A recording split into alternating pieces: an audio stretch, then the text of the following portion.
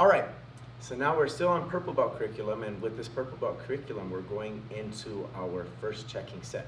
Now these are only 5 techniques, but these 5 techniques serve a couple purposes. Number one, we have to make contact to do Hapkido. And so with contact, that means that it's not just always going straight for the lock, but learning how to strike. Also, when we are going for those locks, we have to learn that there are specific pathways for those locks. And those pathways are somewhat narrow and they're elusive to most people because they don't see them when they're first starting off. So the striking system that we're doing here, or the striking set that we're doing here with the checking set, is going to help you understand those narrow pathways, not only for your striking, but also for your locks as well and your throws as well. And the third thing is that it helps you to be able to set up your locks with striking, because you can't just go into a lock. People just pull their hands and kind of wiggle away and strike you. So if you get their head moving and get their head back and get them wincing, now we can actually go into locks. So what we're going to do is we're going to start off with basic contact. So all we're doing is we're setting up here, right hand to right hand, and then the other side will be left hand to left hand, and it's right foot to right foot, and we're barely touching our forearms. Now the idea is sensitivity. If I touch and we're pushing here and then I go for it, well, he's going to feel me. And the idea is I want to be very sneaky about it.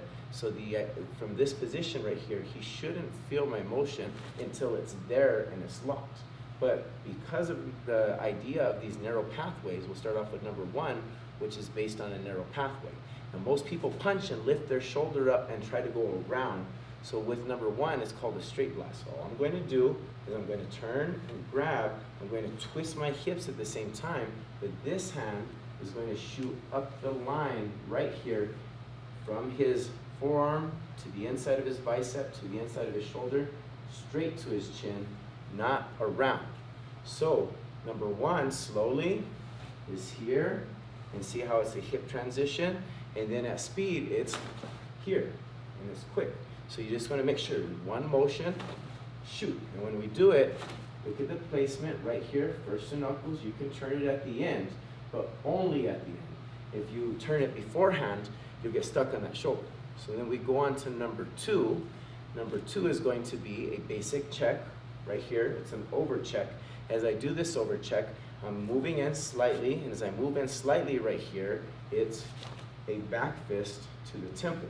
Now I'll go slow with that. It's one, see I come over, this one checks back here this way, and from here I'm just flowing around, and we're back fisting to this temple here. You want to make sure that you have slide work with your, not just your hips and your head, but also with your feet. So number two at speed looks like this, one, and then back. So then number three is going to be the opposite. So if I know that we gone here, one from this outside, two from this outside, now I need to learn to go to the inside. So that's the first thing, is I use this elbow. So all I'm doing is rolling around with this elbow here, and from this position, when I roll around with this elbow, I'm going to do an under check with this hand. So as I start to roll, one, my hands go to this position, and this part right here is so important for so many throws. It's that pull and snap at the same time, or that bow and arrow motion, and we're throwing that elbow or a back fist to the temple and the jaw. So number three will be an elbow, number four will be a back fist. So it looks just like this.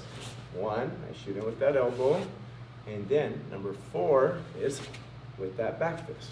And so we reset. So let me go over those again slowly.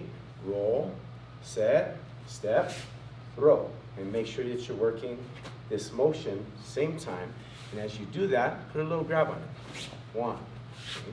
Then from there, same thing. We got that roll, and from here underneath, we're checking and turning, still, and same idea, same motion, same beginning, and now we're throwing that back fist. One. And then you have to make sure you have understanding of follow up, locks here, hands here. Where are the bodies at? Okay, so that's 1, 2, 3, and 4. And so then number 5 is a jut. So what a jut is all I'm going to do is pull down, but when I pull down, I'm going to over check with this hand. So it's a quick pull down, and then from there, I over check. And when I over check, I'm going to kind of pin his arm across his body here this way, not this way. If I do this, now I'm opened up to this hand, but I'm also opened up to this hand because he can just swing right around and unload on me. So I'm going to learn to pin it. So from here, it's one pin. Now, I'm not going to pull my hand back because I don't want to waste motion. So what I'll do is, from here, I'm going to shoot an uppercut straight to the chin. So number 5 at speed looks just like this. 1, and set. So then last one is number 6. And number 6 is a splashing hand. So all I'm going to do is learn to flow around again. So we flow around with our elbow. Now we're going to flow around underneath right here. And we're going to hit right here to the jaw. But as we do that, we're going to step and we're going to check. So watch the first part, is that check. But notice when I checked, I could have gone here. Now I could have gone here. Now what we're going to do is, same idea, check. I'll drop that hand right here and I'll flow around and we're coming to that jaw. And what my hand does is go from here, where it's contracted, to expanded, and I'm hitting with the heel of the palm. So when we step in on it at speed, it looks just like this. 1, and we're set. So we'll go through all 6 of them again, starting off from number 1. So it's 1, straight blast, 2, back fist, 3, the elbow,